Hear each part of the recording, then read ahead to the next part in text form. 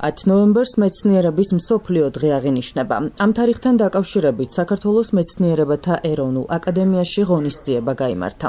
აღსანიშნავია, რომ 2001 წელს იუნესკოს მიერ დაფუძნებული მეცნიერების მსოფლიო დღე მშვიდობისა და განვითარებისთვის ყოველწლიურად აღინიშნება. წლევანდელი თემა იყო ნდობა, ტრანსფორმაცია და ხვალინდელი დღე. მეცნიერება, რომელიც გვჭირდება 2050 წლისთვის. ღონისძიება დღეს მეცნიერებათა აკადემიის პრეზიდენტმა როინ მეტრეველმა გახსნა.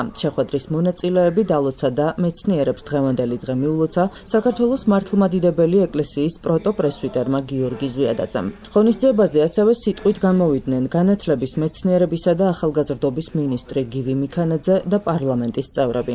სიტყვით გამოსვლების შემდეგ დაჯილდოების ცერემონია გაიმართა. გამოჩენილ მეცნიერთა სახელობითი აკადემიური პრემია 42 მეცნიერს გადაეცა. მეცნიერებათა ეროვნულ აკადემიაში დღეს 42 ღვაწლმოსილი მეცნიერის დაჯილდოება შედგება, რითიც კიდევ ერთხელ ჩვენ ხაზს გაუსვავთ თუ რაოდენ მნიშვნელოვანია მათი მოღვაწეობა ქვეყნის განვითარებისთვის.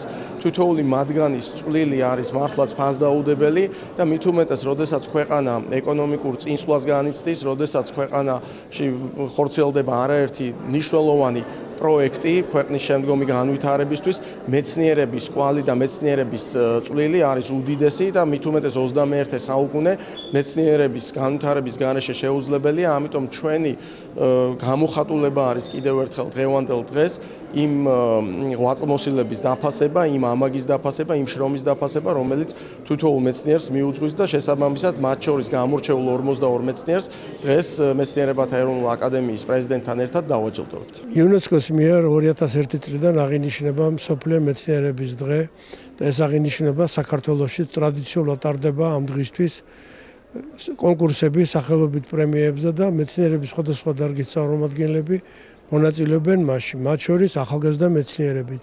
დღეს დაჯილდოებულთა შორის რამდენიმე დოქტორანტი და მაგისტრანტიც კი გახდათ. შემდეგ ტარდება კონკურსები, შეირჩევა საუკეთესო ნაშრომები, გადაეცემა ფულადი პრემია და 10 ნოემბერს ხდება დაჯილდოება შესაბამის სერტიფიკატებით.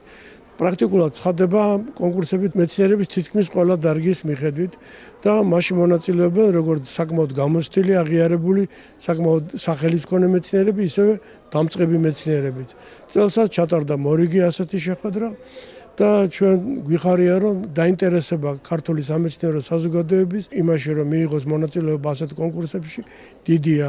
ვიმედოვნებთ, რომ ეს წარმატებით გაგრძელდება მომავალშიც. გიორგი ნიკოლაძის პრემია ძალიან ბევრს ნიშნავს ნებისმიერი ქართველისათვის და განსაკუთრებით ინჟინრისათვის. ჩემი წიგნიც და ნაშრომიც, რომელიც ეხება საქართველოში საინჟინრო დარგების განვითარებას და რომელიც მოიცავს ინჟინრებს, პირველი ქართველი ინჟინრებიდან დაწყებული დღევანდელობამდე, დღესაც აქტუალურია. ნებისმიერი ინჟინრისთვის და ნებისმიერი მეცნიერისთვის საამაყოა გიორგი ნიკოლაძის პრემია. მადლობა აკადემიას და მადლობა ჩემს მეგობრებს ყველას, ვინც გვერდზე მედგა. ძალიან დიდი პატივია განუგვეცა გიორგი ჩუბინაშვილის სახელობის პრემია. ენციკლოპედიაში არსებობს ასეთი რედაქცია, საქართველოს ისტორიისა და კულტურის ძეგლთა აღწერილობის რედაქცია, სადაც მომზადდა ეს წიგნი და მთელი გულით და სულით ვიმუშავეთ ნამდვილად და შრომა დაგვიფასდა. მივიღეთ ნამდვილად, ეს ძალიან დიდი პატივია ბატონო გიორგის სახელობის პრემიის მიღება. დიდი სიხარული მოგვენიჭა და ვიგრძენით აგრეთვე ისიც, რომ მოვალეობაც დიდია. ღონისძიების ფარგლებში საქართველოს მეცნიერებათა ეროვნულ აკადემიაში მუზეუმი გაიხსნა. აქ შეკრებილები დღევანდელი დღის მნიშვნელობაზე საუბრობდნენ. მუზეუმი საქართველოში მეცნიერების განვითარების ისტორიას ასახავს. მეცნიერებათა ეროვნულ აკადემიაში გაიხსნა მუზეუმი და ამ მუზეუმის ფორმატში ნებისმიერ დაინტერესებულ პირს შეუძლია მიიღოს ამომწურავი ინფორმაცია საქართველოს მეცნიერებათა აკადემიის დამფუძნებლების თაობაზე, ასევე თუ როგორ ვითარდებოდა მეცნიერებათა აკადემია და ასევე ღრმა ისტორიაშიც მივდივართ, როდესაც ფაზისის აკადემია ჯერ კიდევ მე-4-მე-5 საუკუნეებში ფუნქციონირებდა საქართველოში, შემდეგ გელათის, იყალთოს აკადემიები, რაც კიდევ ერთხელ ადასტურებს იმას, რომ მეცნიერების განვითარებას საქართველოში ძალიან დიდი ისტორია და ღრმა ფესვები აქვს და რა თქმა უნდა ჩვენ პატივს ვცემთ ისტორიას და მადლიერი ვარ მეცნიერებათა აკადემიის ამჟამინდელი ხელმძღვანელობის ბატონ როინ მეტრეველის თაოსნობით